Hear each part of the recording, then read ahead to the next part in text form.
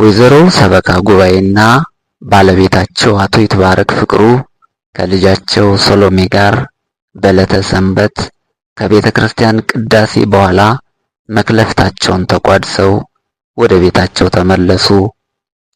በቤታቸው ውስጥ ተቀምጠው ጎረቤቶቻቸውን ጠርተው የጋራ ምሳ እየበሉ እያለ በእንተ ስማ ለማርያም ስለመብርሃን የሚል የቆሎ ተማሪ ድምፅ ከእጥር ግቢያቸው ውጭ ተደመጠ።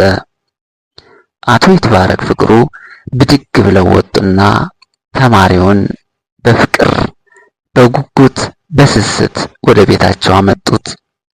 ወይዘሮ ሰበካ ጉባኤ እጅግ ደስ እያላቸው ለተማሪው ምሳ አቀረቡለት።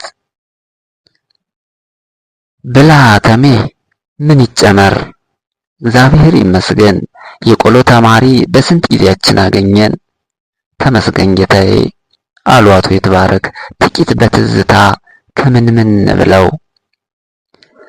ይገርማል፣ ቤተ ክርስቲያን እየሄድን ከቀሳውስት እግር መስገድ፣ ቄስ የሚሆነው የቆሎ ተማሪ በሰፈራችን መቁንን ፍለጋ ድንግል ማርያምን አምኖ ሲመጣ ደግሞ በር መዝጋት በሆነበት ጊዜ ምን የተባረካችሁ ሰዎች ናችሁ በሞቴ አሉ አንዱ ጎረቤት የያዙትን የጠላ ዋንጫ ከወደ ግራ እያስቀመጡ።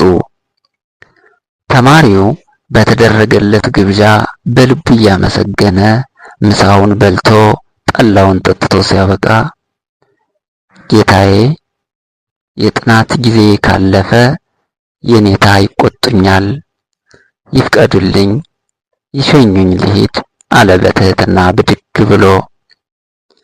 ይሁን ይሁን አሉና አቶ ይትባረክ የተማሪውን የውሻ መከልከያ ረዥም ዘንግ መሳይ ሽመል ካስቀመጡበት ሲያነሱ ተማሪው ቤቱንም የቤቱንም አባወራና ማወራ መመረቅ ጀመረ።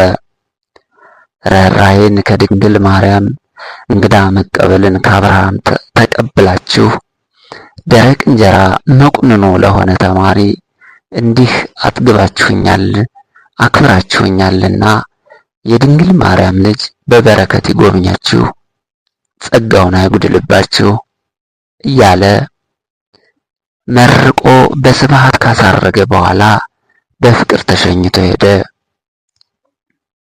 በዚህም በቤቱ ውስጥ ተሰብስበው የነበሩ ሰዎች ሁሉ ቁመው ተመረቁ።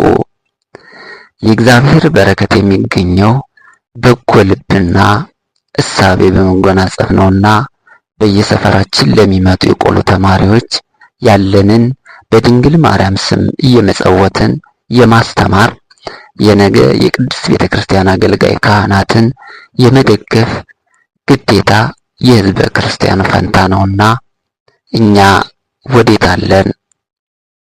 ሰላም